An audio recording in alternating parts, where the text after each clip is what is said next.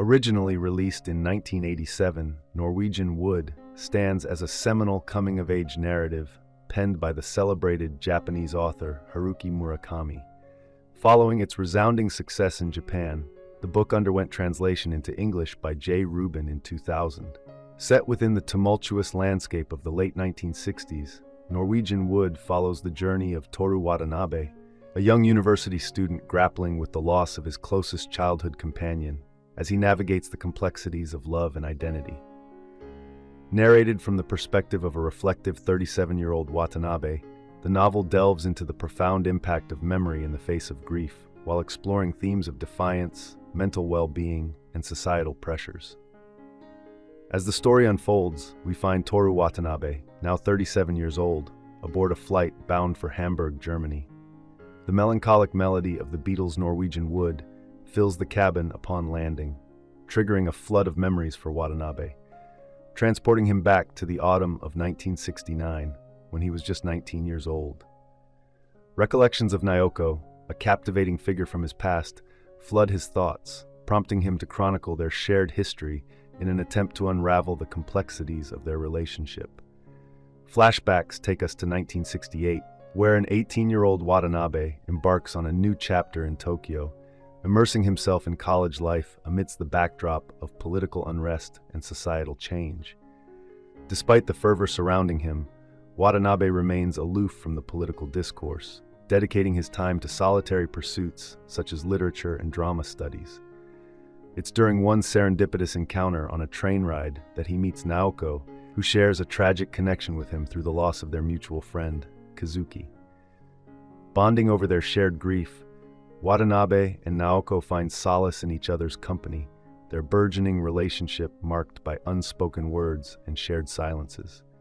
As their bond deepens, Watanabe and Naoko celebrate her 20th birthday, a poignant moment signifying their transition into adulthood. Yet their intimacy is tinged with unresolved emotions, culminating in a night of unexpected passion.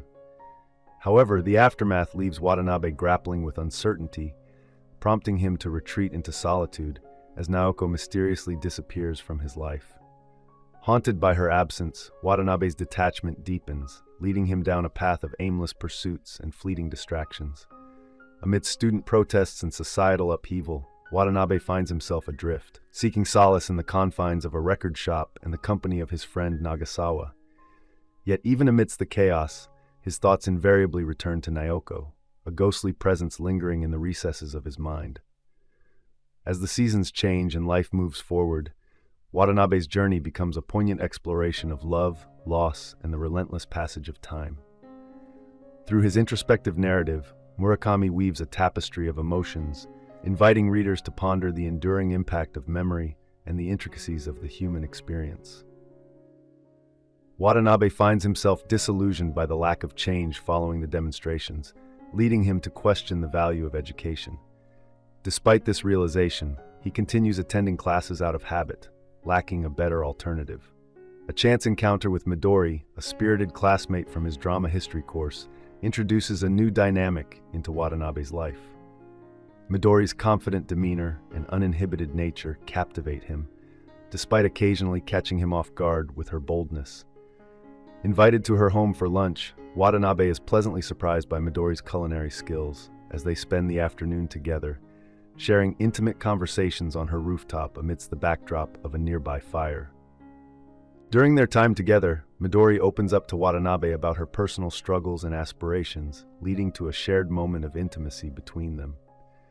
Despite Midori's admission of having a boyfriend, she expresses a desire to continue seeing Watanabe, a sentiment he reciprocates, confessing his own involvement with another girl. However, Watanabe's loneliness resurfaces when Midori skips class, only to be momentarily diverted by a letter from Naoko. In Naoko's correspondence, she reveals her departure from school to prioritize her mental well-being, seeking solace in a specialized facility known as Ami Hostel. Encouraged by Naoko's progress, Watanabe embarks on a journey to visit her, traversing through Kyoto and winding mountain roads to reach the secluded retreat. Upon arrival, he is greeted by Reiko, Naoko's compassionate roommate, who offers insight into Naoko's condition and advises Watanabe on how to support her.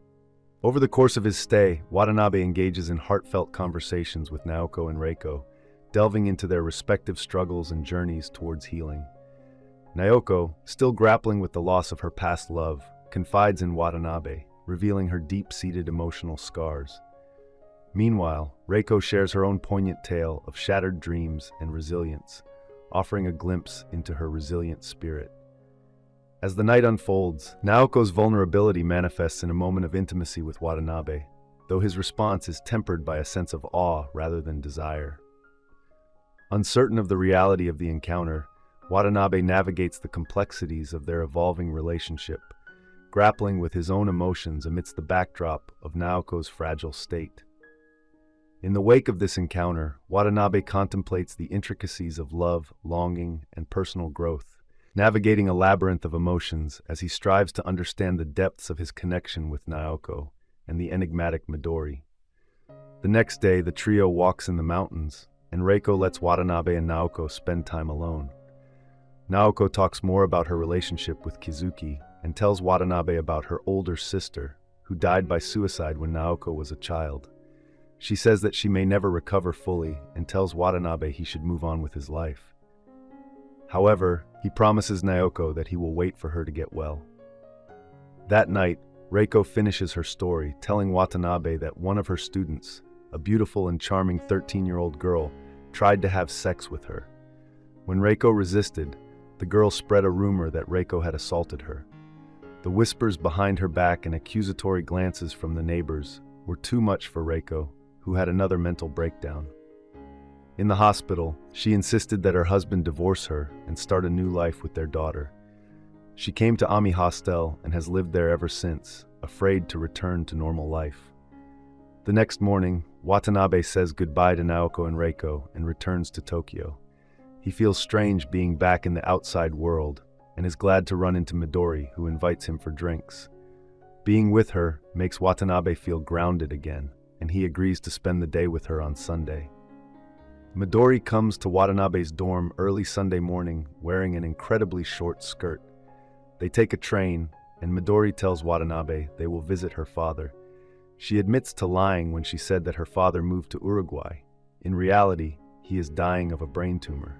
At the hospital, Midori attends to her father, who can barely speak. Watanabe tells Midori that she must be exhausted with a full schedule of school and caring for her father, and he offers to keep an eye on the man for the afternoon so Midori can have a few hours to herself. A few days later, Midori calls to tell Watanabe that her father has died. She promises to call again, but Watanabe doesn't hear from her or see her in class. Lonely, he continues writing to Naoko. When Midori reappears, she tells him that she had to get away after the funeral and spent some time traveling. They go out together, and after Midori begs Watanabe not to leave her alone, they return to Midori's apartment. Watanabe holds her until she falls asleep, then spends the rest of the night reading. In the spring, he returns to Ami Hostel, where he passes the time much like before, talking with Naoko and Reiko, helping with chores, and listening to Reiko play her guitar. Watanabe tells Naoko that he intends to rent an apartment and wants her to live with him in Tokyo. She is pleased, but continues to worry about her emotional and physical availability. In Tokyo, Watanabe finds a small apartment to rent and dedicates himself to fixing it up and finding a new job. However, he forgets to tell Midori that he has moved, and when he remembers to call her, she is too angry to speak to him. For weeks, she refuses to accept his apology, and letters also stop coming from Naoko. Watanabe receives a letter from Reiko, informing him of Naoko's ongoing struggle and the possibility of her relocation to another facility. This revelation deeply saddens Watanabe, realizing Naoko's potential inability to fully recover. Shortly after, Midori re-engages with Watanabe. They spend an afternoon together, but as they part ways, Midori hands Watanabe a letter expressing her dissatisfaction with his self-absorption and neglect. She declares her decision to end their relationship. In the following weeks, Watanabe immerses himself in work, correspondence, and solitude. Reiko updates him on Naoko's condition, while Midori remains distant. Eventually, Midori approaches Watanabe, inviting him to lunch after class. They reconcile during their time together, with Midori confessing her love for Watanabe and him reciprocating, albeit hesitantly due to unresolved matters with Naoko. Midori pledges to wait, cautioning against delay, as others might vie for her affection. Tragically, in August, Naoko takes her own life. Watanabe spirals into despair, embarking on a solitary journey filled with aimless wandering and haunting memories. Encountering a sympathetic fisherman prompts Watanabe to confront his grief-induced stagnation and return to Tokyo.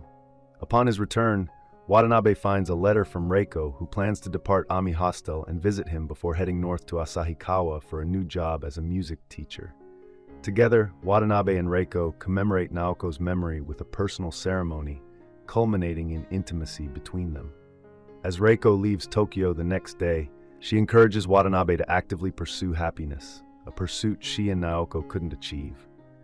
Watanabe promises to visit her. During his journey home, Watanabe resolves to reach out to Midori. He attempts to convey his desire to communicate and share his feelings with her. Despite his efforts, Midori's whereabouts remain elusive, and Watanabe finds himself lost amidst the anonymous throngs of people. He calls out to her repeatedly, from a place devoid of distinctiveness or belonging. I hope you enjoyed this video. Leave a like if you did, and be sure to subscribe. Thank you.